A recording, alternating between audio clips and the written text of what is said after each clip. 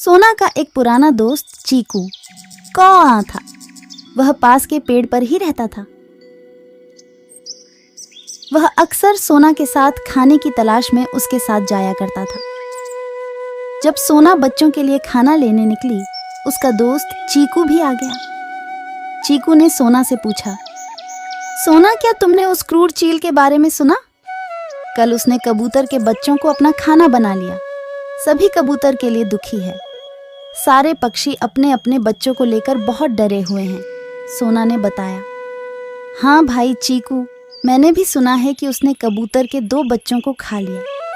अगर वो समय से ना आती तो वो दुष्ट चील उसके तीसरे बच्चे को भी खा जाता।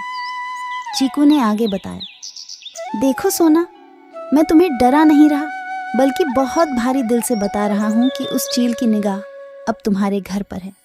मैंने उसे आज तुम्हारे घर के ऊपर घूमते हुए देखा। तुम्हें अब सावधानी से रहना होगा। सोना चीकू की बात सुनकर डर गई। उसका दिल दहल गया। घर पहुंचने पर उसने अपने प्यारे बच्चों को गले से लगाया।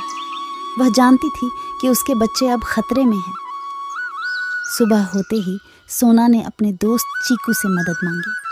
सोना ने चीकू से कहा, चीकू भाई, हमें उस अत्याचारी चील को यहाँ से भागना ही होगा, वरना वो हम सब के बच्चे बारी बारी से खा जाएगा।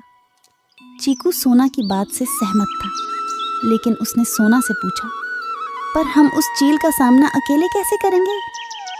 सोना ने अपना प्लान चीकू को विस्तार से समझाया। सोना ने अपने बच्चों को चीकू के घर छोड़ दिया। दोनों दूसरे पक्षियों से मदद मांगने निकल गए। सीधा सामना करने की बजाय सोना ने अपनी बुद्धिमत्ता का इस्तेमाल करके उस अत्याचारी चील को बेवकूफ़ बनाने का निर्णय लिया। उसने चीकू और दूसरे पक्षियों की मदद से मिलकर जानबूझकर दूसरे पेड़ में एक घोंसला बनाया, जो उसके असली घर के तरह दिखाई देता था। घोंसले के अंदर उसने पत्थर, कीड़े, टहनियाँ रख दिए और उन्हें घास से ढक दिया।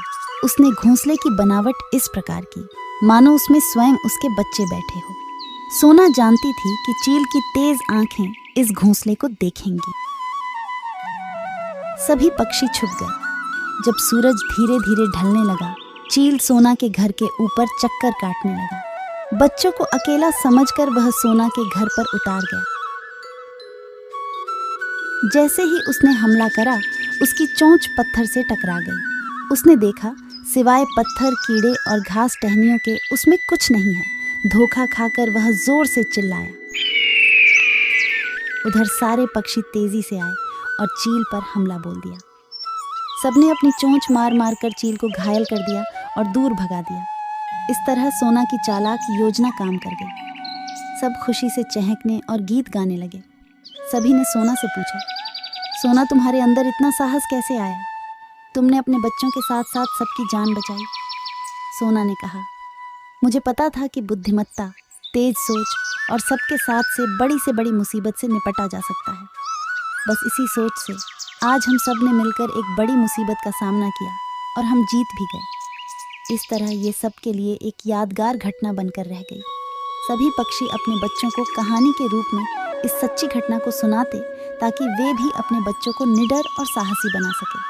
कहानी से सीख, मॉरल, हमें जल्दबाजी में कभी कोई निर्णय नहीं लेना चाहिए। हमें सूझबूझ और बुद्धिमानी के साथ काम करना चाहिए। एक साथ मिलकर हम बड़ी से बड़ी मुसीबत का सामना कर सकते हैं।